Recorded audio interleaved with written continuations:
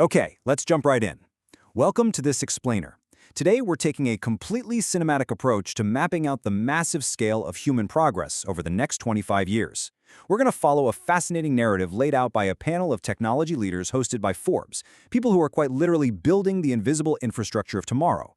We're going to see how science fiction is rapidly becoming everyday reality, and we'll use these insights to navigate the exact trends these visionaries believe will redefine our world.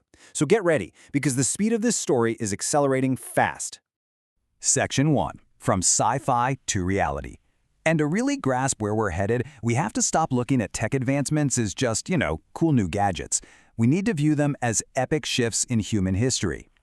John Warner anchored this conversation beautifully with an incredible perspective. Think about this.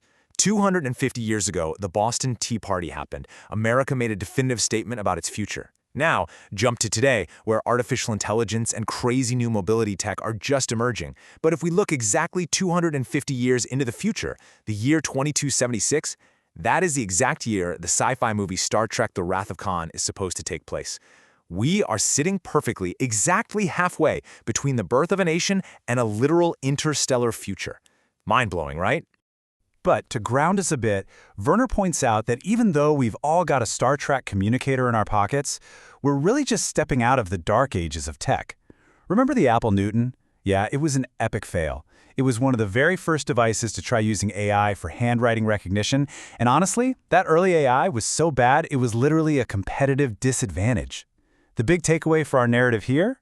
As fast as everything feels today, we are still at the very, very beginning of this era. Section 2. AI and Human Agency.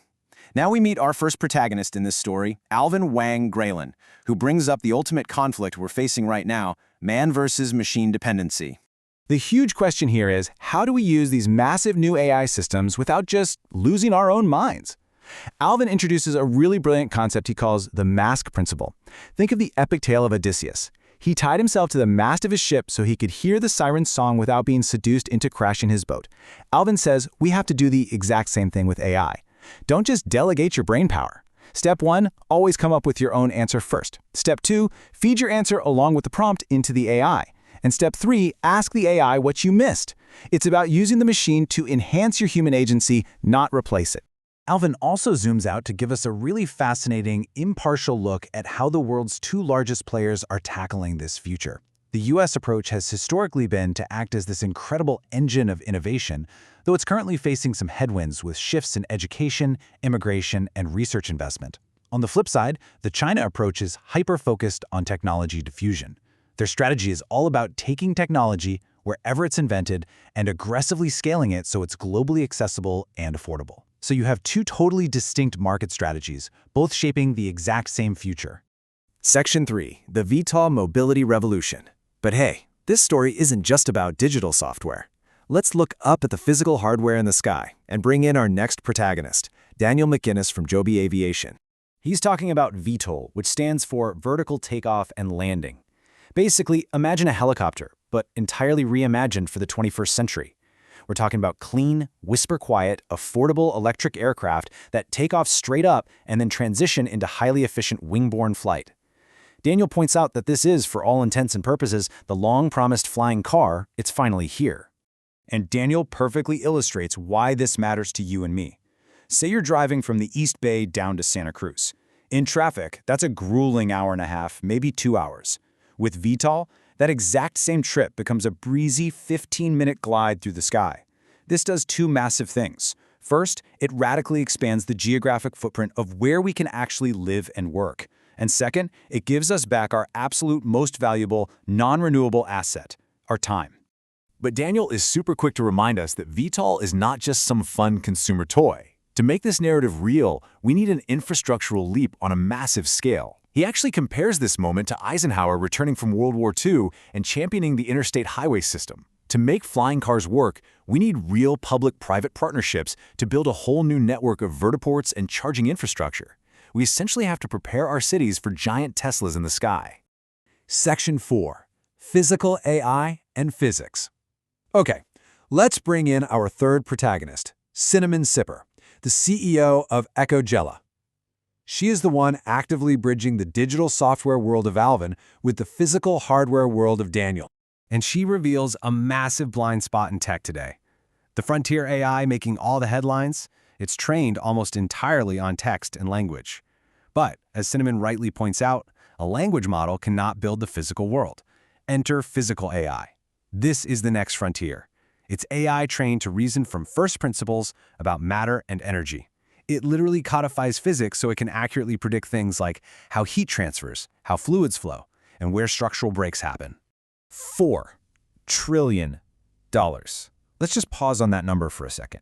That is the staggering value of physical hardware products generated just last year alone. And for every single one of those products, an engineer had to sit there and figure out what happens if you drop it? What if it overheats? Physical AI is perfectly positioned to revolutionize this entire $4 trillion economy by simulating all of those complex physics problems instantly. Which leads to this incredible internal slogan at Cinnamon's company, 12 months of engineering in 12 minutes.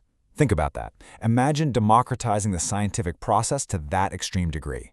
By bringing this kind of invisible infrastructure into our labs, we're looking at a future with cheaper energy, lightning-fast drug discovery, and vastly safer products, all developed at a speed we've never seen before.